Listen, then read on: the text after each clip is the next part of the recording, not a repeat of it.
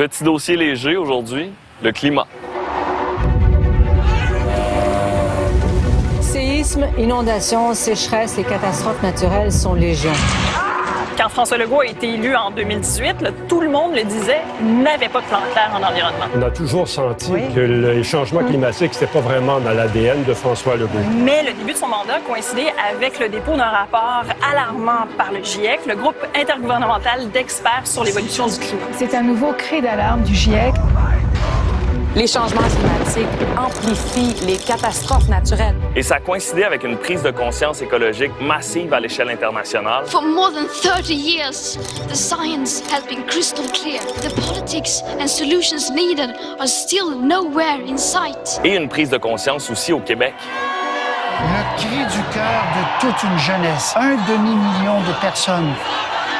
On a bien reçu le message de la population. On doit en faire plus pour lutter contre le réchauffement climatique. Le gouvernement s'est ajusté. Il a posé certains gestes pour éviter d'alourdir le bilan carbone du Québec et d'autres même pour tenter de réduire les émissions de gaz à effet de serre. Le gouvernement du Québec a pris la décision de renoncer définitivement à extraire des hydrocarbures. GNL Québec ne pourra pas construire d'usine de liquéfaction de gaz naturel. Québec dévoilait aujourd'hui les grandes lignes de son plan vert. Mais pour plusieurs, c'est loin d'être suffisant. Benoît Charette, cette semaine, il nous disait qu'en termes de lutte au changement climatique, il est impossible d'en faire plus. Ce que j'ai mentionné, c'est impossible de revoir à ce moment-ci les cibles. À sa face même, le plan nous dit « nous échouerons en 2030 » et nous n'avons pas ce luxe. Le dossier qui a fait couler le plus d'encre en environnement dans les 4 dernières années. Faut-il construire un troisième lien à Québec? On a besoin du troisième lien. C'est même pas un projet en environnement, c'est un projet de construction d'un nouveau lien autoroutier, alors que le transport au Québec, c'est la source d'émissions la plus importante de gaz à effet de serre. La lutte au changement climatique, c'est le défi du 21e siècle. Alors, chez moi, avec les GES, ça va être de plus en plus des véhicules électriques qui vont rouler dans le troisième lien. Le troisième lien, c'est une patente à gosse électorale. Pour que le Québec atteigne ses cibles de réduction de gaz à effet de serre, ça va demander un rebrassage de toutes nos habitudes de vie en habitation, en transport, en aménagement des villes, dans notre façon de consommer. Ça risque d'être très inconfortable. Nos enfants vont payer beaucoup. Et les scientifiques disent qu'on n'a pas le choix de prendre action rapidement. Nouveau rapport du GIEC. Nous courons au désastre.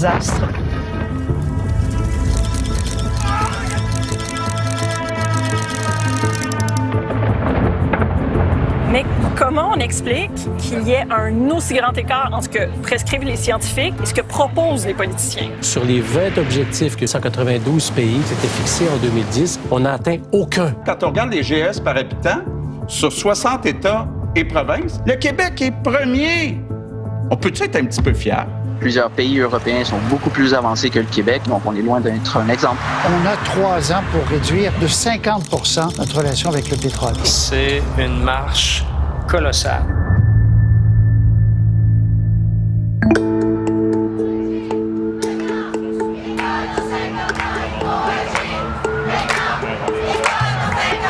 On est devant les bureaux du premier ministre du Québec sortant, François Legault, à Montréal. Mère au front, c'est un mouvement qui se bat pour le climat et qui manifeste pour un 24e dimanche d'affilée. Est-ce qu'on sent dans le mouvement militant, ce qu'on constate, c'est un certain essoufflement. Au Jour de la Terre, le printemps dernier, il y avait quelques centaines de manifestants seulement. On est bien loin de l'ampleur que le mouvement avait il y a 3 ans.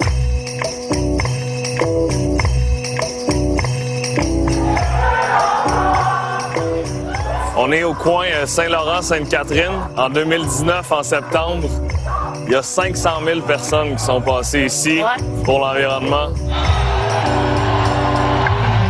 Là, quelques centaines maximum. On est à 4 mois des élections. Comment t'expliques qu'il y ait une mobilisation aussi faible pour l'environnement? Mais la pandémie a grandement affecté les mouvements de mobilisation. Et moi, j'ose croire qu'après une crise qu'on a passée qui était extrêmement difficile, on peut s'attaquer à une crise qui est encore plus grande, qui est celle de la crise climatique.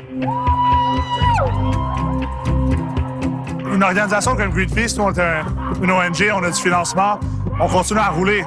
Mais la base, ce qui est nécessaire pour le changement, ça a pris un gros coup. Là, il faut le reconstruire. Puis ça prend du temps.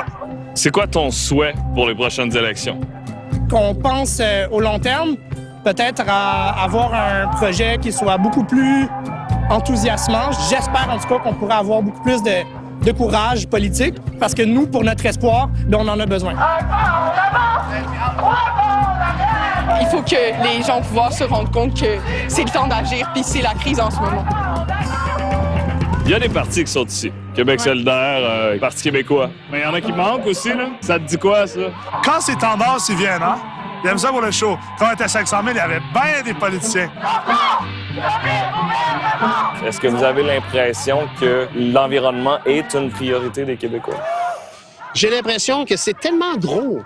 Faire face à la question relativement au climat, c'est dire, ben là, ouais, faudrait peut-être qu'on fasse plus de transport collectif, faudrait peut-être qu'on mange moins de viande, il y a un paquet de choix à faire, puis on est très confortable dans notre situation occidentale nord-américaine. Les gens trouvent ça important, vont marcher, mais vont-ils voter en fonction de ça? Je pense que les gens ici, oui, mais dans l'ensemble, les gens voient dans les nouvelles, ils font comme, ah oui, une grosse manif, mais ça les touche pas. Et au niveau de la CAQ, là, qu'est-ce que vous pensez du plan de Benoît Charette? Écoutez, du côté de la CAQ, ça demeure un parti qui ne s'intéresse pas à la question. Très clairement, on n'a pas assez d'ambition. Évidemment, l'électrification des transports, il y a des étapes qui ont été franchies, mais il faut être plus ambitieux que ça. Puis il faut y croire, il faut vouloir, il faut parler de transport collectif.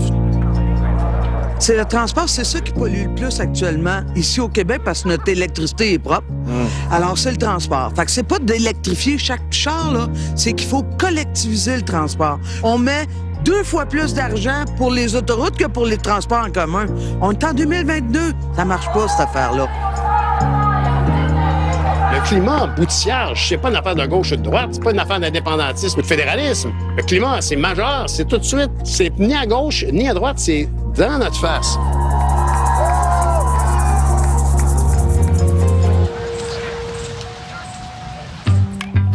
Le gouvernement de François Legault a été élu à l'automne 2018. À peu près au même moment, en Suède, Greta Thunberg a commencé son mouvement de grève étudiante pour le climat. C'est un mouvement qui est rapidement devenu international et qui a rejoint le Québec en 2019.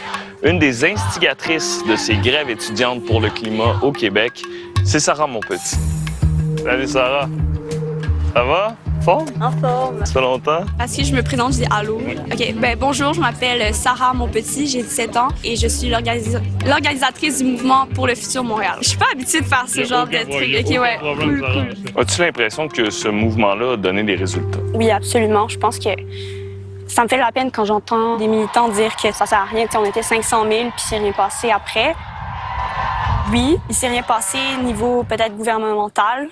C'est rien passé selon moi, parce que oui, ils font des mesures, mais c'est des demi-mesures. Qu'est-ce qui s'est passé, c'est qu'on a créé un noyau.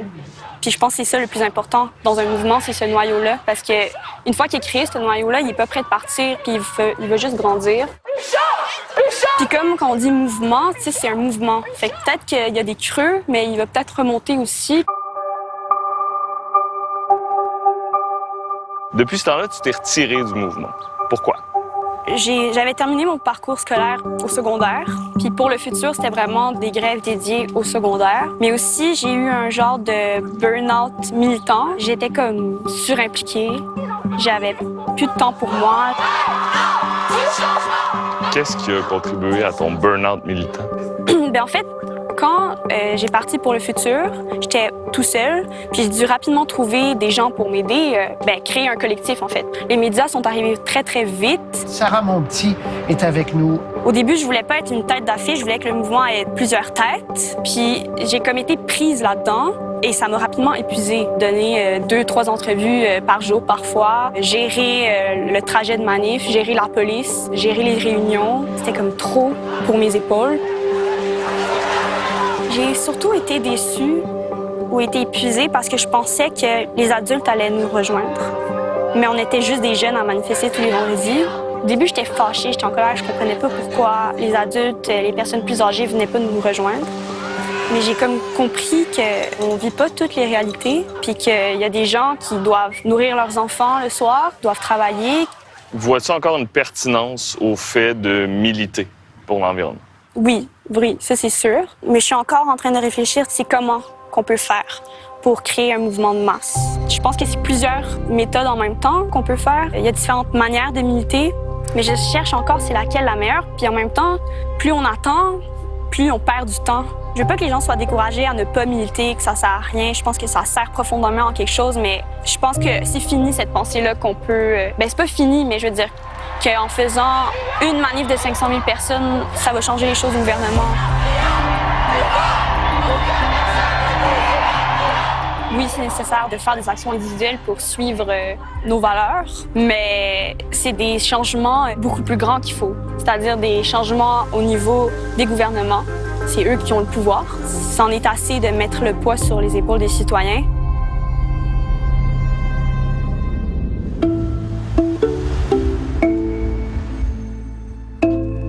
Si les élus agissent pas à la hauteur de ce que demandent les militants et les scientifiques, est-ce que c'est juste par manque de volonté ou est-ce qu'il n'y aurait pas d'autres raisons? Si tu regardes le gouvernement du Québec, là, le ministère de l'Environnement a un budget microscopique par rapport aux autres ministères. Il a aussi très peu d'influence là, à la table des décisions. Ça, c'est Louis-Gilles Francoeur qui l'a remarqué dans son livre « La caution verte ». Louis-Gilles Francoeur, ça a été un grand journaliste spécialisé en environnement pendant plus de 30 ans qui a travaillé au Devoir. Ce qui est intéressant avec Louis-Gilles, c'est qu'il a un petit peu mieux connu les sphères décisionnelles des dernières années de sa carrière quand il a été vice-président du Bureau d'audience publique pour l'environnement, le BAP.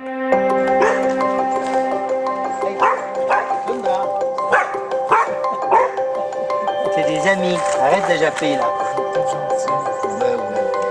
Le ministère de l'Environnement, qu'est-ce qu'il fait dans l'écosystème politique et c'est quoi sa marge de manœuvre, en fait? Vous savez, pendant l'élection, j'écoute ça, les gens disent « Ah, l'environnement, la santé, c'est vraiment les priorités avec l'économie. » Mais écoutez, si vous regardez les budgets donnés à l'économie et les budgets donnés à la santé, il n'y a aucune comparaison avec l'environnement. Le ministère de l'Environnement n'a jamais eu plus que 1,5% du budget de l'État. Ben, c'est pas avec un budget comme ça qu'il est capable d'arriver à ses fins. Mais si on avait un ministère de l'Environnement solide, bien équipé, capable de faire de la prospection, d'analyser ce qui se passe, il y aurait du personnel pour aller dans les autres pays, regarder les expériences qui ont été faites, voir comment on peut les adapter, quel est le potentiel de réduction ici. Ben, si on avait un ministère de l'Environnement qui fait ça, on aurait des résultats. On a essayé par tous les moyens de parler à des hauts fonctionnaires qui nous parlent des rouages du ministère de l'Environnement. Ça n'a pas marché. Personne ne voulait nous parler. Ils voulaient garder leur devoir de réserve. C'est leur droit. Mais ce qu'ils nous ont dit systématiquement, c'est qu'il y avait une part de déception dans ce qu'ils ont accompli au sein du ministère. Est-ce que ça vous surprend, ça? Pas du tout. C'est ce qui fait que j'ai eu autant de sources. Des gens frustrés dans le ministère, il y en a tellement. C'est un ministère où il y a des centaines de personnes de bonne volonté qui voudraient faire progresser les dossiers. Mais ils se heurtent soit au manque de moyens ou soit à une vision économique de courte vue qui fait en sorte que on les arrête quelque part. Mais est-ce que le ministère a besoin de plus d'argent ou plus de pouvoir? Bien, c'est un peu les deux. Moi, je pense qu'il faudrait qu'on redéfinisse les pouvoirs du ministère. Le parc automobile grossit à l'encontre de toute vision environnementale. Le ministère n'arrive pas à avoir le contrôle de ces dossiers. Et il y a d'autres missions de l'État qui vont à l'encontre de ce qu'il fait. Priorité à l'économie. Puis on verra pour le reste à passer un petit peu le balai derrière les grosses machines. Il faudrait un ministre qui a de la vision avec un premier ministre qui dit « Je te donne la marge de manœuvre pour y aller ». Puis il faudrait aussi l'appui du Conseil des ministres. Puis ça suppose une refonte fondamentale des pouvoirs du ministère de l'Environnement. On manque de courage politique? On manque de vision politique. Et puis, on veut constamment se situer où est la partie la plus inerte de la population qui veut pas changer et qui veut rester engoncée dans son confort.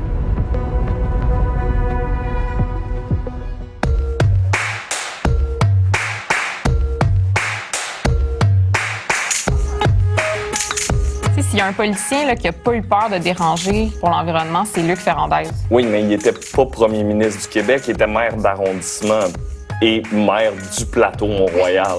Oui, mais le Québec là, le connaît à cause de ça, parce qu'il a dérangé sur le plateau, parce qu'il a mis des commerçants en colère, puis il s'est tenu debout. Puis pas juste ça, il a quitté la vie politique aussi par conviction écologique.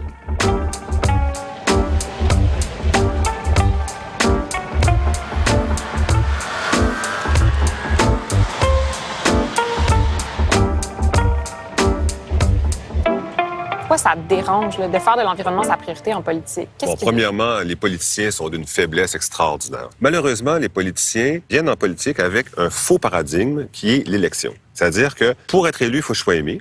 Pour être aimé, il faut que je fasse ce que les gens me demandent. Puis sinon, je ne serais pas élu. Ils voient ça comme une punition. Pourquoi vous avez quitté la politique en 2019? Bien, j'étais arrivé au bout de ce que je pouvais faire. Il fallait passer à un cycle supérieur. Et je sentais que le cycle supérieur ne passerait jamais. Puis je me disais, moi, je suis pas venu pour plaire à tout le monde. Qu'est-ce que vous entendez par cycle supérieur? On a des données bien claires sur ce qu'il faut faire pour réduire la pollution au Québec. C'est pas compliqué, c'est le transport. Tu sais, tu habites très loin en région, peut-être que tu peux pas te passer de ta voiture. Mais à Montréal, tu as les moyens de te passer de ta voiture. Il faut mettre ces moyens-là en œuvre et il faut mettre des contraintes, tu sais. Est-ce que c'est possible de faire de l'environnement sa priorité sans déranger? Non, bien sûr que non. Avec un monde construit dans lequel la seule solution, c'est la voiture. Les gens sont obligés de prendre la voiture, sont obligés de se précipiter dans la congestion, souffrir de cette congestion-là. Donc, la solution, c'est de construire le Québec différemment. Ça tombe bien, il manque des dizaines de milliers de logements. Il faut les construire ailleurs que dans des banlieues de maisons individuelles. Il faut les construire dans nos petites villes, que ce soit Granby, Sherbrooke, Saint-Jérôme, Victoriaville, Saint-Hyacinthe, pas nécessairement Montréal. Hein.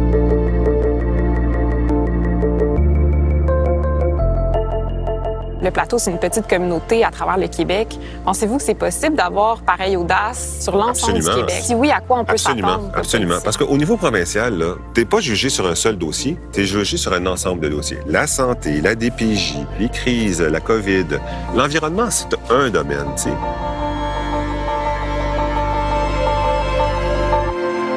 L'inflation, la pénurie de main-d'œuvre, ce sont des signes qui nous sont envoyés par la production, pour dire on produit trop. Mais en ce moment, on n'a pas besoin de développement économique. On étouffe à cause du développement économique. Diminuons, là, tu sais. On n'est pas obligé d'accepter une nouvelle usine de nickel dans la région de Québec. On n'est pas obligé d'accepter de continuer la production de cuivre à Rouyn-Noranda. On n'est pas obligé d'accepter la déforestation.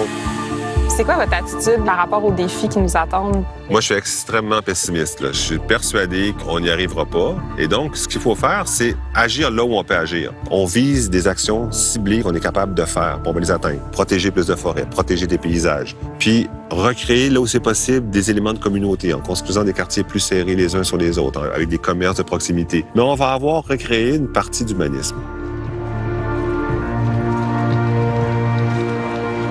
Mais ça prend des gouvernements allumés, des gouvernements volontaires, sensibilisés. Tu n'as pas besoin d'amis, tu as besoin d'électeurs. Puis si un électeur vote pas pour toi, t'en mourras pas.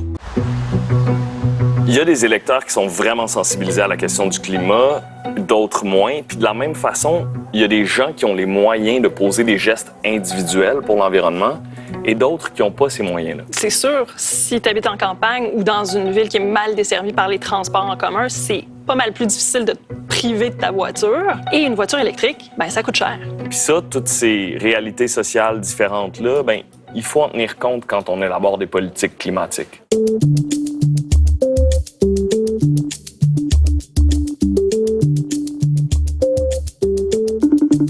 Bonjour, Madame Dubuisson-Collier. Bonjour. Vous êtes sociologue et vous êtes présidente du conseil scientifique de l'agence qui met en œuvre la transition en France. Selon vous, c'est pas par des actions individuelles qu'on va s'attaquer à la crise climatique, c'est plutôt par des actions collectives, voire des politiques publiques. Pourquoi? La mobilité, c'est un bon exemple pour montrer les limites de ce raisonnement-là. Il est clair qu'un individu lui-même ne peut pas imaginer les solutions de transport collectif à mettre en œuvre. Il est obligé d'attendre que ces moyens lui soient accessibles. Donc on voit bien que chaque individu n'a pas les mêmes marges de manœuvre en fait pour cette transition. En France, la mobilisation des Gilets jaunes. Ils étaient près de 250 000 à manifester un peu partout dans le pays pour dénoncer la hausse des taxes sur le carburant. Ce mouvement des Gilets jaunes en France, ces personnes qui se sont mobilisées ont cherché à dire que, eh bien, pour elles, c'était compliqué de se passer de la voiture parce que l'endroit où ils habitent ne leur permet pas d'accéder à du transport en commun ou d'utiliser le vélo, par exemple. La question de la justice sociale, c'est crucial et central. C'est pour ça que la question de la transition écologique est d'abord une question sociale et politique. Quel genre de politique publique doit être mis de l'avant pour lutter efficacement contre la crise climatique, mais aussi en même temps embarquer tout le monde et le faire de façon équitable? Je crois qu'on a besoin de politiques assez interventionnistes. On a aujourd'hui des systèmes productifs qui ne sont viables économiquement que s'ils produisent en fait des niveaux de production très élevés, des volumes extrêmement importants. Comment réguler quelque chose de cet ordre-là? Comment en fait inventer autrement la consommation? Les gouvernements ont bien sûr leur rôle à jouer, mais ils doivent aussi pouvoir réorganiser ces systèmes économiques et avoir des formes d'interaction avec les entreprises sur ces questions. Est-ce qu'il y a un problème avec le message environnemental tel que véhiculé présentement par la communauté scientifique ou les militants pour le climat? En gros, c'est vrai que les scientifiques ont produit toute une série de connaissances. Et il y a un peu l'idée que, parce qu'il y a cette connaissance scientifique, elle devrait être immédiatement saisie par les décideurs politiques. Il faut vraiment sortir de cette vision simpliste qui dit, on leur dit depuis 30 ans, ils nous écoutent pas, ils comprennent pas, etc.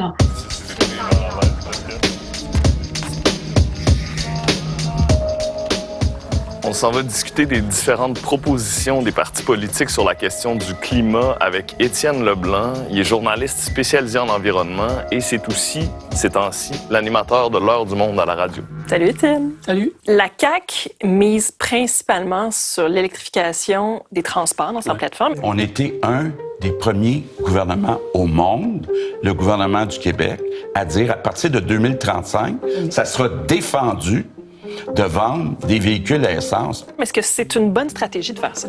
Le problème avec ça, il y en a quelques-uns. Premièrement, c'est pas donner une voiture électrique, donc c'est pas une politique qui s'applique à tout le monde dans la société. Deuxièmement, on dit aux gens, on va vous aider à acheter une voiture électrique et vous pouvez continuer à avoir votre mode de vie que vous aviez avant, c'est-à-dire habiter dans la 3e couronne de Montréal, venir travailler en voiture, on va développer des autoroutes pour que vous puissiez venir travailler en ville, etc. Donc, ça perpétue le modèle de l'étalement urbain. C'est un des principaux problèmes des changements climatiques parce que ça gruge les terres agricoles, ça augmente les transports pour aller faire ses courses, etc. Et le modèle qui cause le problème n'est pas remis en question si on ne fait que électrifier les transports et si c'est la politique principale. Donc d'abord, réaménager le territoire, ensuite développer énormément de transports en commun. Est-ce qu'il y a des partis qui offrent ça? Je dirais que pour ce qui est de comprendre le problème de façon holistique, c'est-à-dire qu'on ne fait pas juste électrifier, on ne fait pas juste augmenter les transports en commun, on ne fait pas juste réaménager, il faut tout faire en même temps. Je crois que les deux partis qui sont le plus sérieux sur papier sont Québec solidaire et le Parti québécois. C'est aussi les partis qui ont les cibles les plus ambitieuses. 55 % de réduction pour Québec solidaire, 45 % pour le Parti québécois.